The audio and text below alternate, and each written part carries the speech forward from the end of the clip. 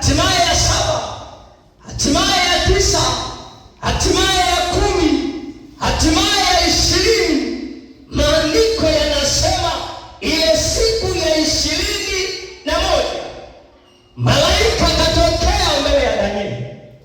Malaika huyo anapotokea anamwambia Danieli, wewe ni mtu unayependwa sana na Mungu.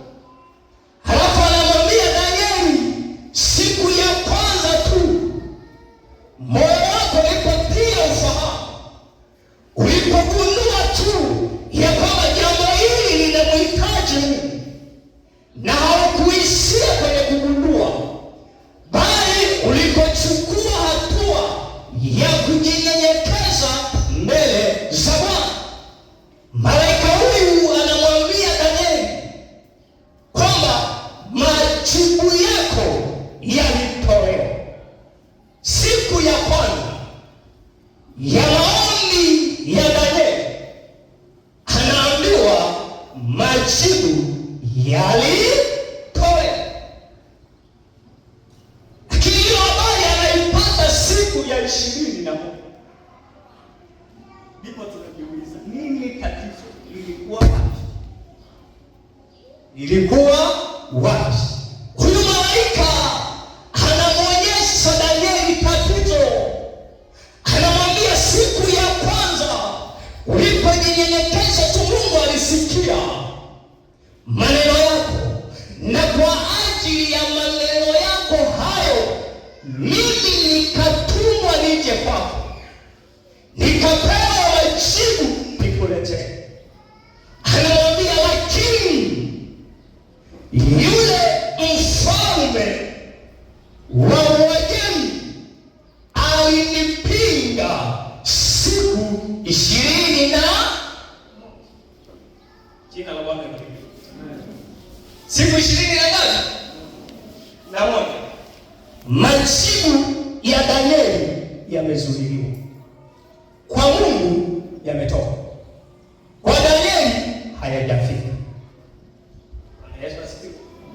Anasema siku 21 yule mkuu wa Uajemi alinipinga, alinizuia ili nisije kwako, ili nisikuletee kile unachokihitaji, ili nisilete hii habari ambayo wewe umeitaka.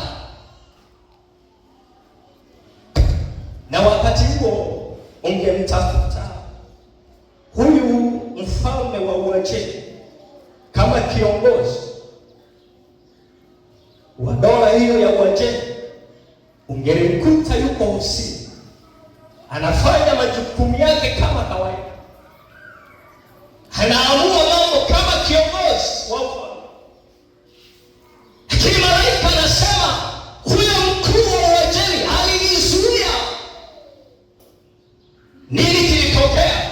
Kwa maana hiyo, kwenye eneo ambapo Danieli alikuwapo kulikuwa na mifumo katika ulimwengu wa roho, na hiyo mifumo ni mifumo ya ulimwengu wa giza. Ilitawala eneo hilo na ilihakikisha taarifa yoyote inayokuja kinyume na ratiba na mipango walionayo wao hawatairuhusu ifike. Yesu asifiwe. Kwamba kwenye ulimwengu wa roho kulikuwa na mifumo, na hiyo mifumo ndio iliamua. Ngoja pende ili uelewe vizuri. Mungu ameumba ulimwengu, lakini ulimwengu alioumba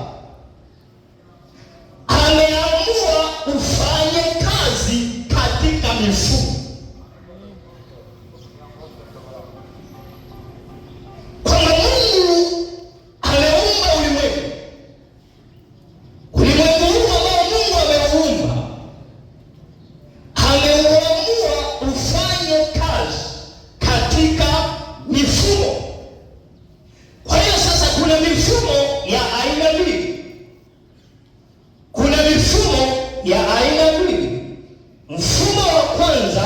ni mfumo wa ulimwengu wa roho. Mfumo wa kwanza ni mfumo wa ulimwengu wa roho.